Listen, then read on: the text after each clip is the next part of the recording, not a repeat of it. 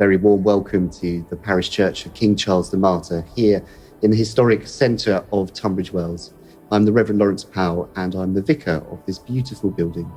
There's been a church here since 1678 and the church is the oldest permanent structure in Tunbridge Wells. It was the first original building and it was here to complement those who were visiting the spa and the baths that were here at the time and taking the waters.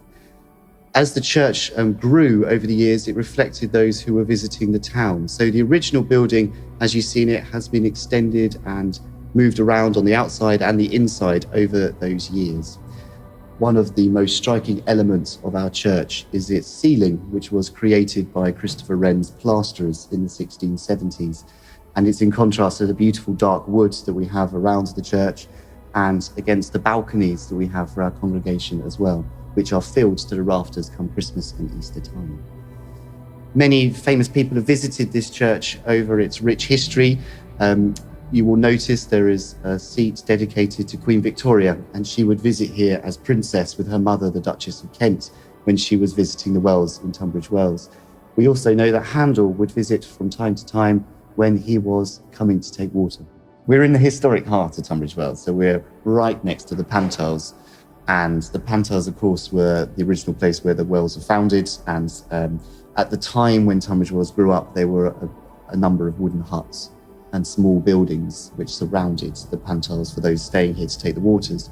But the bishop at the time felt it would be a good idea for a chapel of ease to be built in Pantiles. And that's why we have our church here today. It remained a chapel of ease right up until the 1890s when it was finally given parish status. And the rest of Tunbridge Wells had grown at the time. So it's actually the second smallest physical geographical parish in the Diocese of Rochester. It was very much a practical building when it was built. It would have been a large hall. It could have been used for dances at some point, although we don't know if that's what it was used for at the time. The first ever school in Tunbridge Wells was founded in the balconies here, the King Charles Boys' School. And now, of course, we continue to have concerts here. We continue to host some of the schools here throughout the year. So again, it carries on with that character of being at the heart of the community. On the outside, we have a very famous sundial, which is flat against the wall, which will tell you whatever time it is during the day.